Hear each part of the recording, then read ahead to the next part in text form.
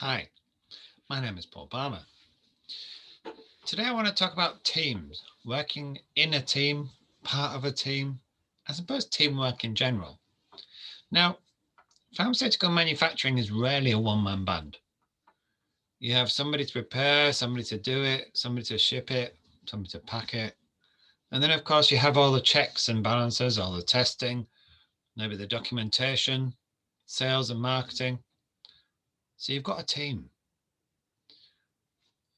I forgot pharmacovigilance there for a minute, not for very long. Because then you have to think about what happens once it's on the market. Now, most people think about teams as just the team that you have in an office that works together on maybe a short-term project, maybe a longer-term project. I remember the first team I led, I think there were about 30 of us.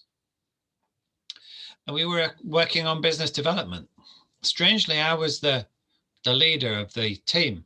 And it was because of the nature of the service we're providing. It was a subcontract manufacturer, but it was on a different scale to what we'd been used to in the company. And I, as the quality person, had been given the task of getting to know the company we just purchased, getting to know them, getting to know their products, understand the systems and processes, put the specs in place, the technical agreements, basically make sure they integrated with what we did. And because I had all that knowledge, I was the leader in the team for business development as well. I brought together the team. The marketing were there, sales, marketing, business, process development, product development, quality assurance, operations, the whole lot. Everybody was represented in this team that I was in, that I was leading, should I say. And what I found was there were so many different perspectives. When we did want to make something happen, we all had different ideas how to do it, which allowed us to actually get new products to market faster. Now, the new product to market faster meant we made an extra 150k, which wasn't in the budget. So that paid for all of us for the time that we'd spent together and some. And I'm sure the company was happy with it. Although I don't actually remember feedback other than, oh, excellent, thank you. That's feedback, isn't it?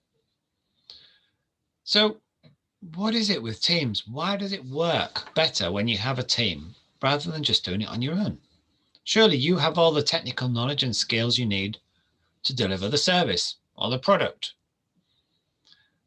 and the knowledge you need to do a root cause analysis, an investigation, complete investigation, the audits that need to take place.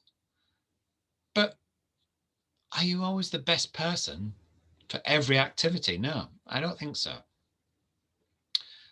Strangely, I purchased a property in Swindon while I was contracting for Patheon.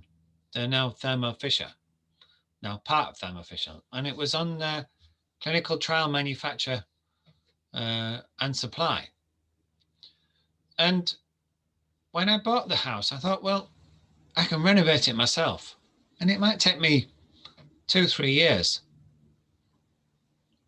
and I'd be tired, and I wouldn't be able to do the extra little jobs on the side that I normally do.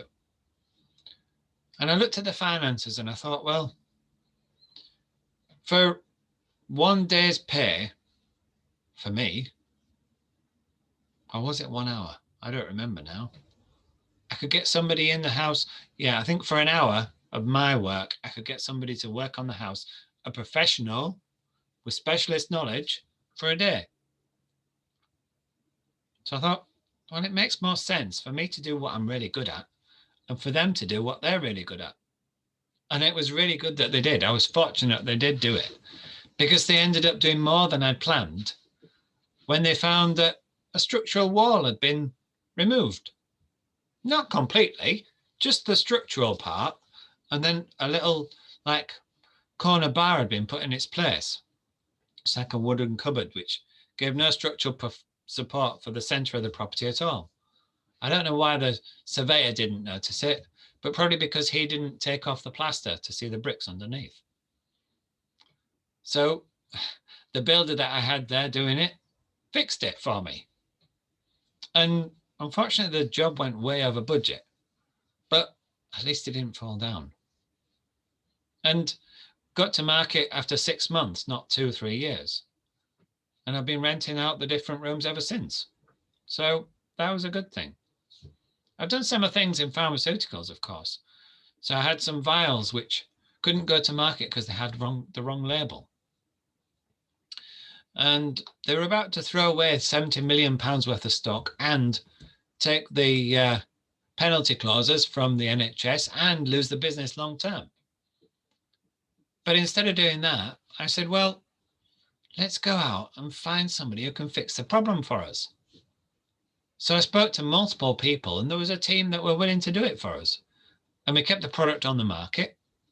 We filled the orders.